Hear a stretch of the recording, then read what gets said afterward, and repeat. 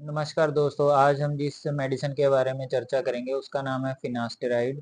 इसके कुछ brand market में अवेलेबल हैं जैसे फिनास्ट और फिनपेशिया। इस मेडिसिन के यूजेस, साइड इफेक्ट और ये बॉडी में करती क्या है, ये वीडियो आज उसी के बारे में होने वाली है।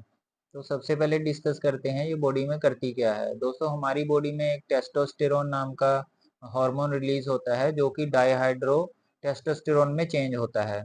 उसको चेंज करने वाला एक एंजाइम होता है जिसको 5 अल्फा रिडक्टेज कहते हैं। तो जो फिनास्टेराइड है वो 5 अल्फा रिडक्टेज को प्रोहिबिट करता है, उसको काम करने से प्रोहिबिट करता है, बंद करता है, जिसकी वजह से टेस्टोस्टेरोन जो है वो डाईहाइड्रो टेस्टोस्टेरोन में कन्वर्ट नहीं हो पाता।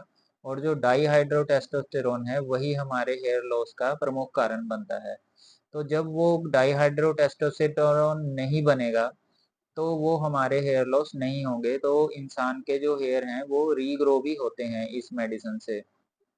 वैसे तो इस मेडिसिन की जो डोज है वो 1 mg है, लेकिन इसकी 5 mg की डोज है वो प्रोस्टेट के मरीजों को दी जाती थी जिनका प्रोस्टेट बड़ा हुआ होता है, क्योंकि ये प्रोस्टेट को कम करने के भी काम आती है अगर हम 5 mg की डोज लें। लेकिन अब तो ये 1 mg की डोज आ रही है जो हेयर लॉस ट्रीटमेंट में दी जा रही है, क्योंकि over the period of time ये पाया गया कि जिन जिन पेशेंट्स को ये दी गई थी, पहले तो प्रोस्टेट के मरीज को ही दी जाती थी, तो जिन जिन मरीजों को ये दी गई थी उनके हेयर पहले से घने हो गए थे, बाल जो हैं, और उनकी स्ट्रेंथ ज़्यादा हो गई थी और रीग्रो भी करने लगे थे।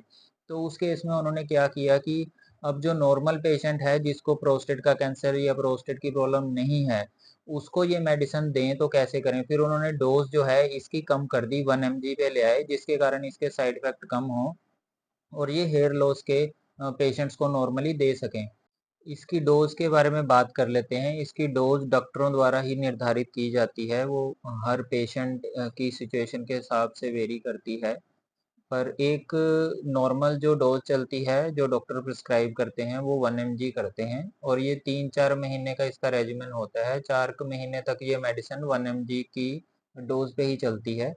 और जब तक इन जो पेशेंट है उसके हेयर जो है रीग्रो होने लग जाते हैं और जो हेयर लॉस है वो होना बंद हो जाता है, तो उसके बाद इसको जब मेंटेन करना होता है तो आप इस डोज को जो है डॉक्टर हाफ टेबलेट भी कर सकते हैं 1 mg को, या फिर जो 1 mg की टेबलेट है उसको वीकली एक बार या वीकली 2 बार भी कर सकते हैं, यानी हफ्ते में एक बार या हफ्ते में 2 बार लेनी है, ताकि उस चीज को हेयर ग्रोथ, हेयर जो लॉस है उसको मेंटेन करने के लिए, ताकि हेयर लॉस ना हो, उसको मेंटेन करने के लिए ये वीकली एक या वीकली 2 टैबलेट पे फिर अगले नेक्स्ट कुछ टाइम चलती है ये मेडिसिन, 1-2 महीने। पेशेंट की सिचुएशन के हिसाब से डॉक्टर इसको निर्धारित करते हैं। आपने जब भी ये मेडिसिन लेनी है डॉक्टर की सलाह से ही लेनी है, अपनी मर्जी से इसको बिल्कुल नहीं लेना है। अब इसके साइड इफेक्ट की बात करते हैं। इसमें कुछ साइड इफेक्ट हैं जैसे कि पेशेंट की सेक्स की डिज़ायर जो है वो बिल्कुल कम हो जाती है, उसके सीमेन का वॉल्यूम कम हो सकता है इसमें। और अगर उसको प्रोस्टेट का अगर वो टेस्ट कराने जाएगा तो पीएसए की वैल्यू कम आएगी, क्योंकि ये मेडिसिन प्रोस्टेट को कम कर देती है। और अगर कोई पेशेंट प्रोस्टेट का है, अगर वो जा रहा है टेस्ट कराने, तो वो डॉक्टर को पहले बता दे कि वो फिनास्टेराइड ले रहा है, क्योंकि टेस्ट में जो है रिपोर्ट में उसका पीएसए लेवल कम ही आएगा। तो ये प्रोस्टेट का अगर किसी को कैंसर हो रहा है तो उसका जल्दी पता नहीं चलेगा अगर आपने ये टैबलेट खाई है और आप पीएसए का टेस्ट करवाने जा रहे हैं। इसमें जो पेशेंट ले रहा है उसको डिप्रेशन हो सकता है, उसकी चेस्ट जो है वो बड़ी हो सकती है, मतलब वो गायनेकोमस्टिया कहते हैं उसको, लेडीज की तरह चेस्ट हो सकती है। और उसमें मूड चेंजेस हो सकते हैं, उसको टेस्टिस में उसको पेन हो सकती है पेशेंट को, उसको डिप्रेशन हो सकता है और उसको इरेक्टाइल डिसफंक्शन हो सकता है। तो इस केस में जब भी मेडिसिन लेनी है तो डॉक्टर की सलाह से ही लेनी है, उसके बिना खुद अपना इलाज इस मेडिसिन से बिल्कुल नहीं करना है। तो दोस्तों, ये थी आज की वीडियो फिनास्टेराइड के ऊपर। अगर आपके कुछ सवाल हैं तो मुझे ज़रूर लिख के भेजिए।